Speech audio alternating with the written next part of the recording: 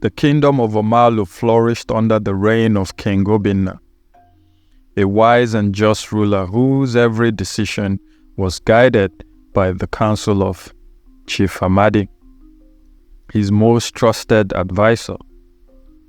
The sun always seemed to shine brighter on Omalu, its fields yielding bountiful harvests, its rivers flowing with clear, sweet water.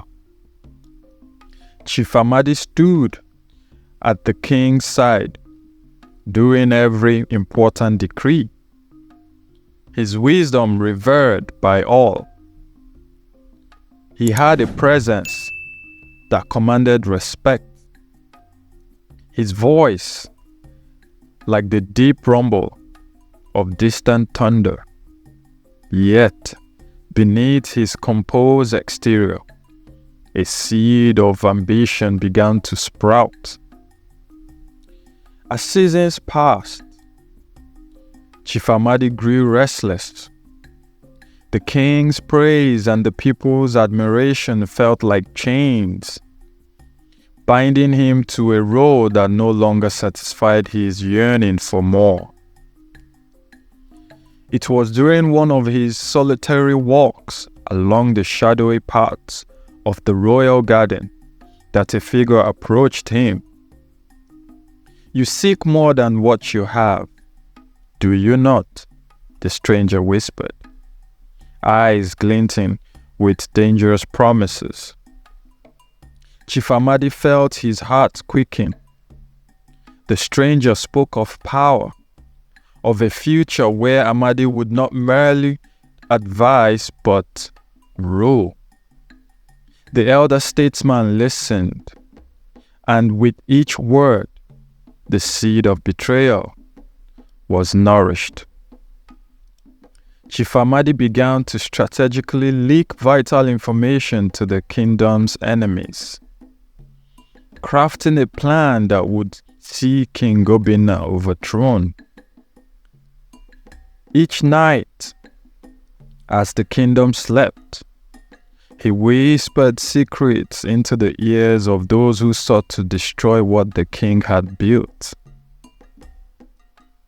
In the quiet of his chambers, Amadi penned a letter, sealing it with the insignia of trust the king had bestowed upon him.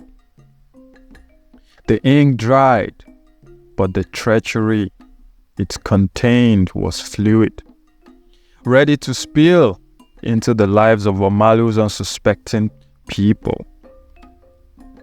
The attack came at dawn, when the kingdom was at its most vulnerable. Warriors of the rival faction stormed Omalu, their battle cries mingling with the screams of the startled villagers. King Obinna rallied his forces, fighting valiantly alongside his men. "Hold the line," he shouted, his voice a beacon of hope amidst the chaos. But the betrayal had done its work. The enemy knew every weakness, every unguarded path. Chief Amadi watched from a hidden vantage point, the weight of his choices pressing heavily on his chest. The battle left Omalu scarred but not broken. As the dust settled, King Obinna's mind churned with suspicion. How had the enemy known so much? His eyes, sharp with the burden of leadership, turned to his inner circle. "Someone betrayed us," he said, his voice low and dangerous. "Find them." The hunt for the traitor began, a shadowy game of cat and mouse where trust was a fragile, fleeting thing. Chief Amadi felt the walls closing in, his every step a calculated move to evade detection. To protect himself, Chief Amadi wove a web of lies, implicating loyal subjects and diverting suspicion away from his own treachery.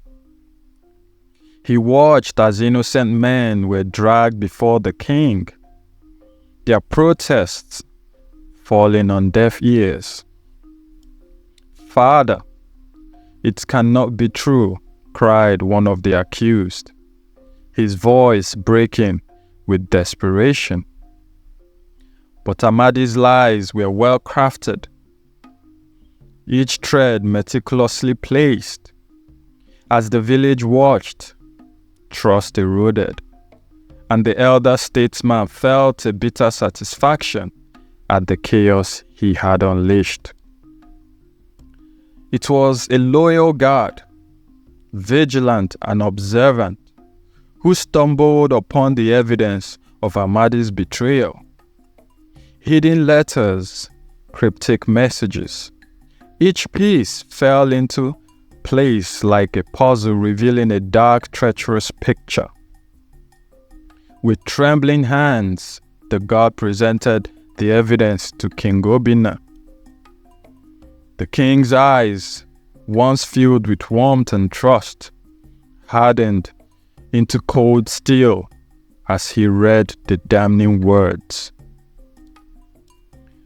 "Bring him to me," Obinna commanded, his voice a death knell for the traitor. Chief Amadi was seized in the dead of the night, his struggling form dragged before the king and the council of elders.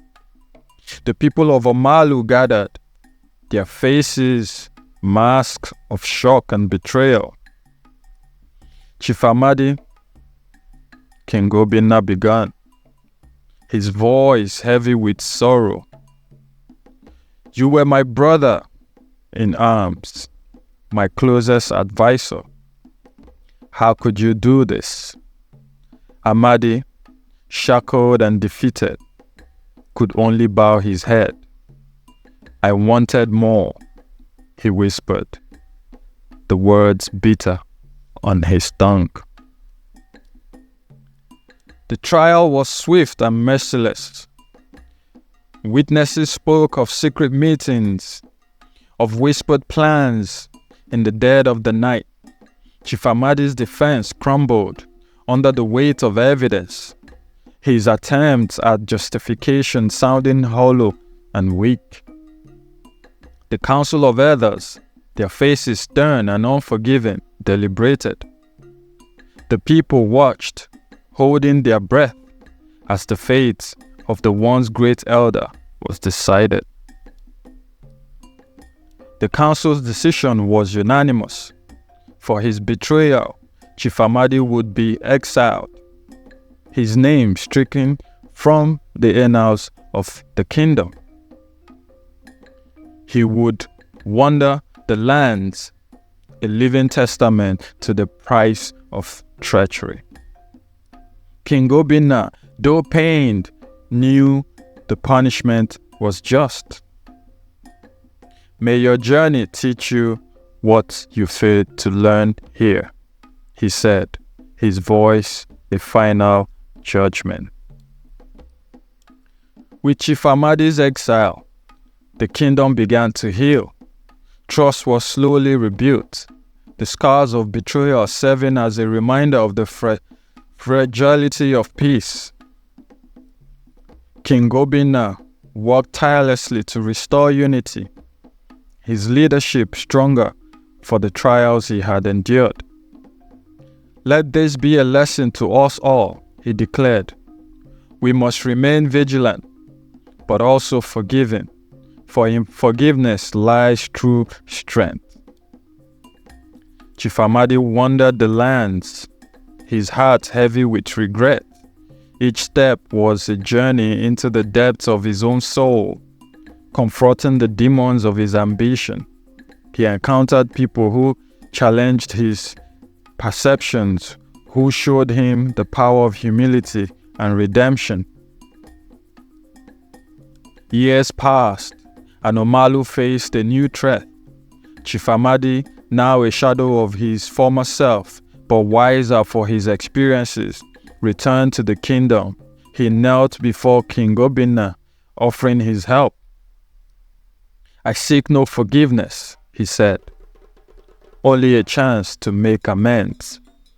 The kingdom was divided, some welcoming him back, others wary. But Obinna, recognizing the sincerity in Amadi's eyes, decided to give him one last chance. In the final battle against the new threat, Chief Amadi fought with ferocity born of redemption. He led the charge, his strategies turning the tide in favor of Omalu. The people saw his bravery, his willingness to sacrifice for the kingdom he once betrayed. The battle ended in victory, and Chief Amadi, though wounded, stood tall. Chief Amadi's actions in the final battle redeemed him in the eyes of many. Though his past sins could not be erased, his courage and selflessness left a new legacy, one of redemption and the power of second chances. King Obinna, in a gesture of forgiveness, reinstated Amadi as an elder, though not as an advisor. "You have earned your place amongst us once more," he said. Let us learn from the past, build a future together, and honor the lessons we have gained.